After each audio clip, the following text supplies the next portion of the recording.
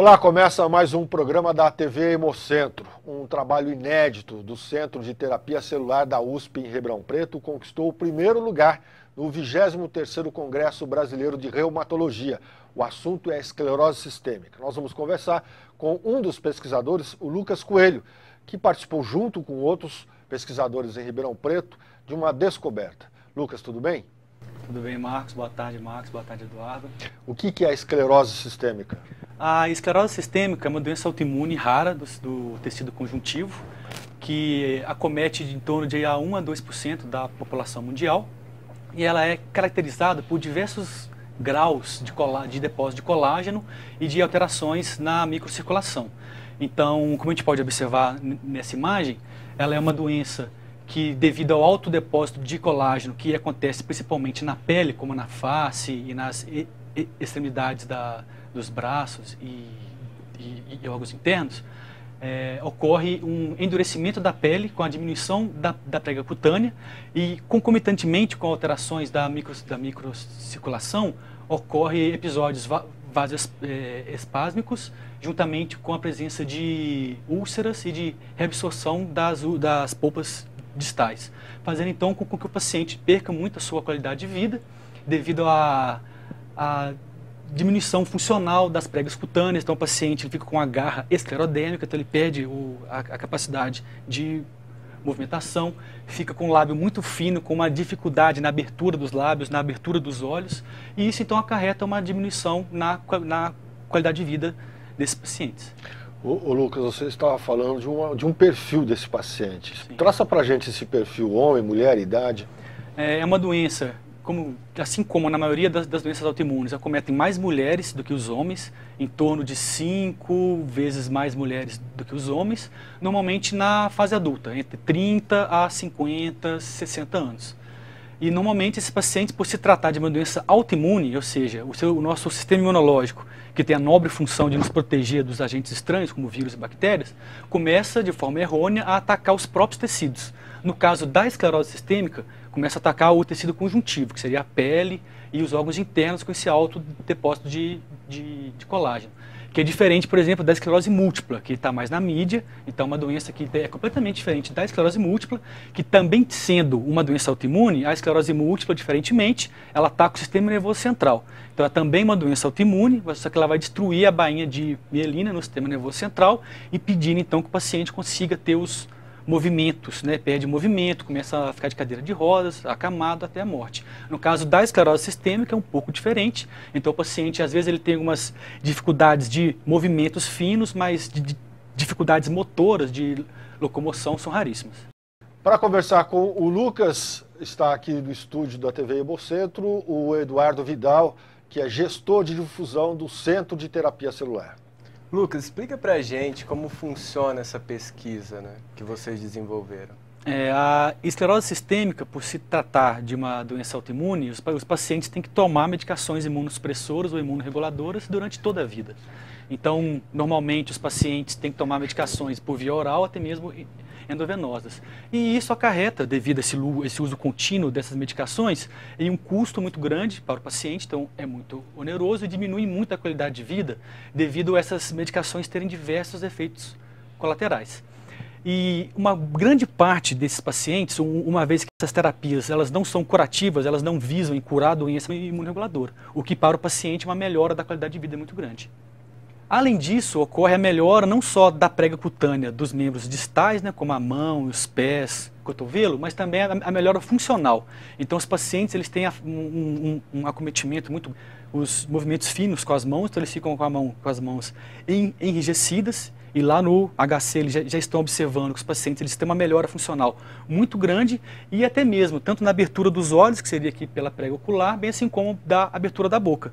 Então os pacientes conseguem aumentar 1 a 2 centímetros mais a boca pós-transplante do que pré-transplante. Isso acarreta em uma melhora da qualidade de vida muito grande, como por exemplo na alimentação e na escovação.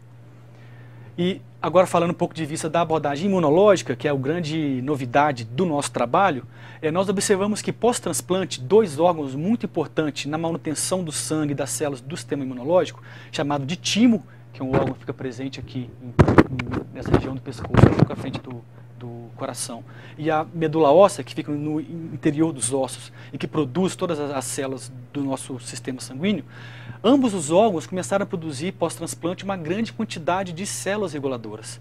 Então, tem dois tipos de células, uma chamada de células T, que vem do timo, e uma célula B, que vem da medula. Ambas células começaram a ser produzidas em maior quantidade pós-transplante, especialmente nos pacientes que melhoraram. Então, a grande contribuição do nosso trabalho foi essa. Nós conseguimos identificar alguns mecanismos imunológicos e moleculares envolvidos na geração de novas células T reguladoras e células B reguladoras pós-transplante, e isso está intimamente ligado com a melhora clínica. Então, os 25 pacientes que não responderam à terapia não experimentaram, né, não tiveram esse aumento de células T e B reguladoras, como tiveram os pacientes que melhoraram, que entraram em remissão clínica após a terapia. Ô Lucas, e qual é o próximo passo? O próximo passo seria identificar melhor os pacientes que possam ter uma remissão clínica mais prolongada. Então, as discussões hoje no meio internacional se dá basicamente em qual paciente transplantar e como fazer o manejo clínico dos pacientes que recaem, que seriam então esses 25 pacientes que não respondem muito bem à terapia.